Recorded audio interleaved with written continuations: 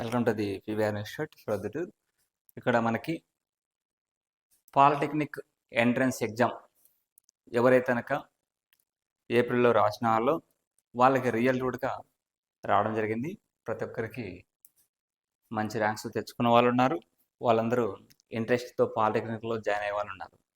మరి గత సంవత్సరాల్లో మనం గమనించినట్టయితే పాలిటెక్నిక్ కౌన్సిలింగ్ అనేది చాలా వరకు లేట్ అవ్వడం జరుగుతుంది.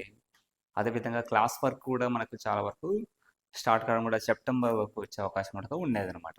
అంటే గతంలో చూసినట్టయితే మనకు ఆగస్టు సెప్టెంబర్ వరకు టైం అనేది తీసుకోవడం అలా జరుగుతూ వచ్చింది. కానీ ఈసారి ఒక 10th క్లాస్ వాళ్ళందరికీ ఇట్లాంటి ఎక్కడ సీట్ వస్తుంది, ఏ బ్రాంచ్ వస్తుంది అనేది కన్ఫ్యూజన్ లేకుండా, టెన్షన్ లేకుండా, అంటే ఇంటర్మీడియట్ జాయిన్ అవ్వాలన్నా, పాలిటెక్నిక్ జాయిన్ అవ్వాలన్నా, త్రిబుల్ ఐట్లో సీట్ వస్తుందా అలాంటివి కన్ఫ్యూజన్ లేకుండా ముందుగానే ఇప్పుడు వీటికి పాలిటెక్నిక్ కౌన్సిలింగ్ నోటిఫికేషన్ అనేది రిలీజ్ చేయడం జరిగిందనమాట.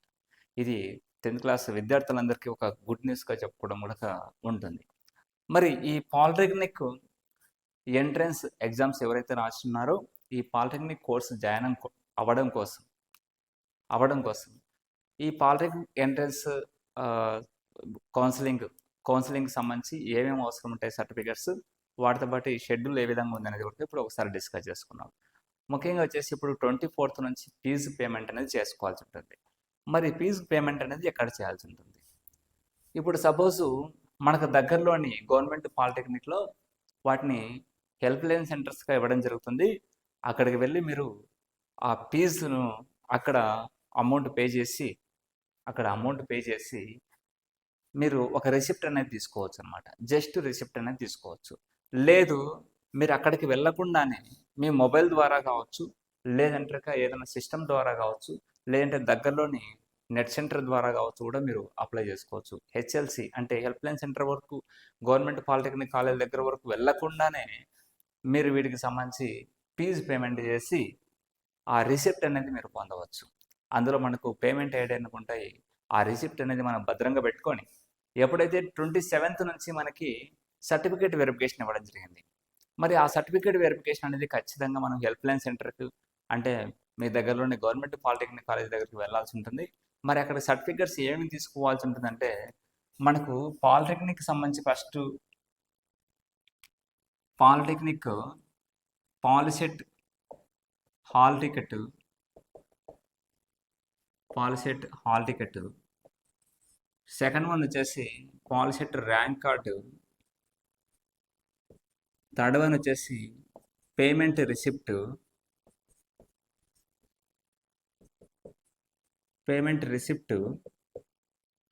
అండ్ ఫోర్త్ వన్ వచ్చేసి మనకు ఎవరైతే ఎలిజిబిలిటీస్ ఉంటుందో వాళ్ళు వచ్చేసి income certificate, and fifth one వచ్చేసి caste certificate or OBC certificate or EWS certificate.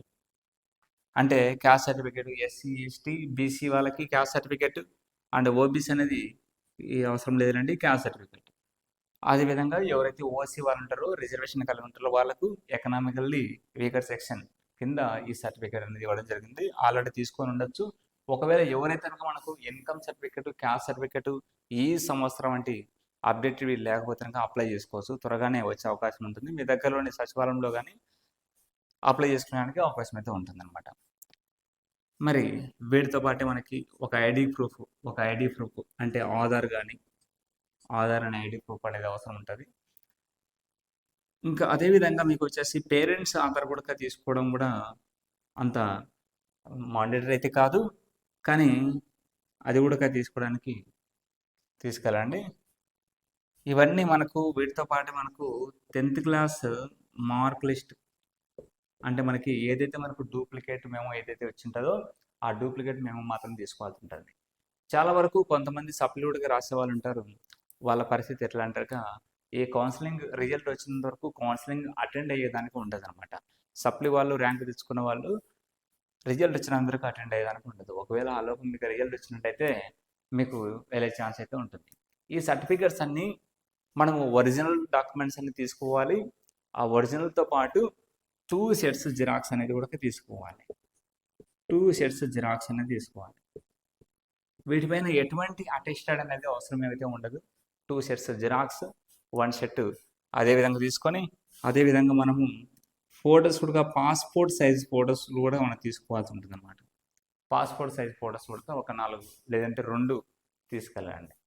అక్కడికి వెళ్ళిన తర్వాత మీతో వరుసగా మీతో వచ్చేసి ఆ ర్యాంక్ కార్డు తీసుకుంటారు.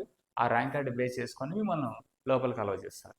లోపలికి అలౌ చేసిన తర్వాత 1 బై 1 మనకు వచ్చేసి ఏదైతే ఒక ఆర్డర్ వైజ్ ఇవన్నీ మీరు అమర్చుకోవాల్సి ఉంటుంది.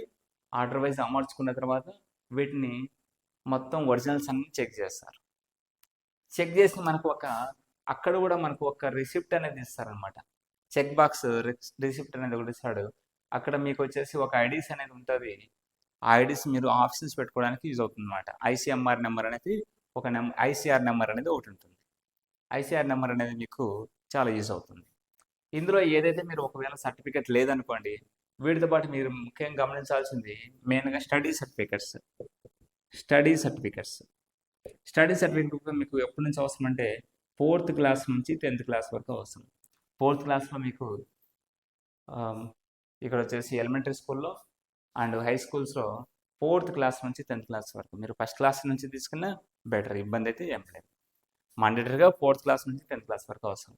ఒకవేళ మీకు ఏదైనా సర్టిఫికేట్లో మిస్సింగ్ ఉన్నా, ఒకవేళ మీరు ఏదైనా ఇన్కమ్ క్యాస్ట్లో తీసుకురాకపోయినా కానీ అక్కడ మీకు ఇది పెండింగ్ అని పెట్టేస్తాడు అనమాట. పెండింగ్ అనేది పెట్టేస్తాడు. దీన్ని మళ్ళీ మీరు ఆ కౌన్సిలింగ్ అయిపోయేలోపు మీరు మళ్ళీ సబ్మిట్ చేసుకోవడానికి ఆస్కారం అయితే ఉంటుంది. అయితే మళ్ళీ మీరు 2 సార్లు వెళ్ళాల్సి ఉంటుంది, మళ్ళీ వెళ్ళాల్సి ఉంటుంది. ఇదంతా తలనొప్పి లేకుండా మీరు ఇవన్నీ ముందుగానే రెడీ చేసి పెట్టుకోవాల్సి ఉంటుంది. రెడీ చేసి పెట్టుకొని ఒక్కసారిగా వెళ్ళారంటే మీకు ఇచ్చిన డేట్ ప్రకారంగా ఇస్తాడు అనమాట. అక్కడ ఆ డేట్ ప్రకారంగా అక్కడ పోయిన తర్వాత ర్యాంక్ కార్డు తీసుకొని ర్యాంక్ వైజ్ పిలిచి 1 బై 1 తీసుకొని మొత్తం ఈ చెక్ లిస్ట్ అంతా చెక్ చేసుకొని అన్నీ కరెక్ట్గా ఉన్నాయంటే జిరాక్స్ లోటుగా 2 షర్ట్స్ అనేది అందులోంచి తీసుకొని ఆ 2 షర్ట్స్ జిరాక్స్ అని తీసుకుంటాడు. అవి వెరిఫై చేసి మళ్ళీ మీకే ఇచ్చి ఒక పేపర్ అనేది ఈ పేపర్ ఐసీఆర్ నెంబర్తో కలిగిన ఒక పేపర్ అనేది ఇస్తాడనమాట. ఆ పేపర్ ఇచ్చిన తర్వాత మీకు 30th నుంచి మీకు వెబ్ ఆప్షన్స్ పెట్టుకోవడానికి ఆస్కారం ఉంటుంది. మీరు వెబ్ ఆప్షన్స్ పెట్టుకోవడానికి మీ దగ్గరలో నెట్ సెంటర్కి వెళ్ళొచ్చు, లేదంటే మీ మొబైల్లో, లేదంటే మీ దగ్గర ఉన్న ఏదైనా ల్యాప్టాప్లో కావచ్చు. మీరు ఆ లాగిన్ ఐడి యూజర్ నేమ్తో మీరు ఆప్షన్స్ అనేది పెట్టుకోవచ్చు. ఆప్షన్స్ అనేది మీరు జాగ్రత్తగా పెట్టుకోవాల్సి ఉంటుంది. మీరు ఖచ్చితంగా ఆ కాలేజీలో నేను అదే బ్రాంచ్లో జాయిన్ అవుతాననే ఉద్దేశం ఉంటేనే ఆ ఆప్షన్స్ అయితే పెట్టుకోవాల్సి ఉంటుంది. మీరు ఎన్ని ఆప్షన్స్ అయినా పెట్టుకోవచ్చు, 100,000 ఆప్షన్స్ అయితే పెట్టుకోవచ్చు. పెట్టుకున్న తర్వాత మీరు ఖచ్చితంగా అక్కడ సీట్ వచ్చి ఖచ్చితంగా వెళ్ళే పరిస్థితి ఉంటుంది. ఒకవేళ మీరు చాలా వరకు పెట్టుకోవచ్చు కదా, నేను 4 పెట్టుకున్నాను అనుకోండి, 11 పెట్టుకున్నాను అనుకోండి. ఒకవేళ మీకు సపోజ్ సివిల్ బ్రాంచ్ పెట్టుకున్నారు పలానా కాలేజ్లో, మీకు అది ఇష్టం లేదు, బట్ ఏంటంటే పెట్టుకున్నారు చూద్దాంలే అనేసి, అదే వచ్చింది అనుకోండి, మీరు ఆ కౌన్సిలింగ్ కూడా వేస్ట్ అయిపోతుంది. కాబట్టి మీకు ఏదైతే ఒక 10 బ్రాంచ్లు మీకు నచ్చినట్టు ఉంటాయో, 10 కాలేజీలు కావచ్చు, 10 బ్రాంచ్లు కావచ్చు, అవి పెట్టుకున్న తర్వాత అవి రాకపోతే ఏది రాకుండా ఉండే బదులు ఏదో ఒకటి పెట్టుకున్నాం అనేటప్పుడు ఇంకొక 10 పెట్టుకుంటారంటే పెట్టుకోండి. ఆ తర్వాత ఫస్ట్ కౌన్సిలింగ్లో మీకు వస్తే మీకు నచ్చిన బ్రాంచ్ నచ్చిన కాలేజ్ వస్తే వెళ్ళొచ్చు, లేదంటే సెకండ్ టైం వెళ్ళొచ్చు, సెకండ్ కౌన్సిలింగ్ కూడా వెళ్ళొచ్చు, ఆస్కారం ఉంటుంది మీకు.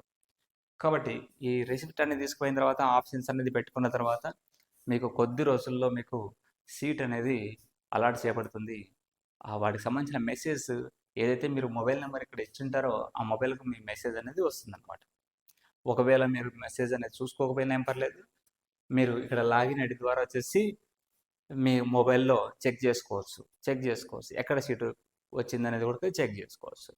తర్వాత క్లాస్ వర్క్ కూడా మీకు ఫాస్ట్గా అవ్వడం జరిగింది. జూన్ 10 నుంచే మీకు క్లాసులు ప్రారంభం అవుతాయని కూడా చెప్పడం జరిగింది అన్నమాట. కాబట్టి ఇది ఒక గుడ్ న్యూస్గా తీసుకొని ఎవరైతే ఈ సర్టిఫికెట్స్ లేవో ఈ సర్టిఫికెట్స్ని రెడీగా తీసుకొని మీరు మీ దగ్గరలోని హెచ్ఎల్సి హెల్ప్లైన్ సెంటర్కి సంప్రదించవలసి ఉంటుంది. ముందుగా పేమెంట్ అనేది మీ ఇంటి దగ్గర మీరు ఫోన్పే ద్వారా కావచ్చు, లేదంటే ఇట్లా ఆన్లైన్ పేమెంట్ డిజిటల్ పేమెంట్స్ ద్వారా అయితే మీరు పే చేసుకోవచ్చు. ఓకే, వీటికి సంబంధించి ఎటువంటి ఇన్ఫర్మేషన్ కావాలన్నా కానీ మన ఇన్స్టిట్యూట్ని యొక్క మొబైల్ నెంబర్కి కాల్ చేయొచ్చు. Okay, thank you.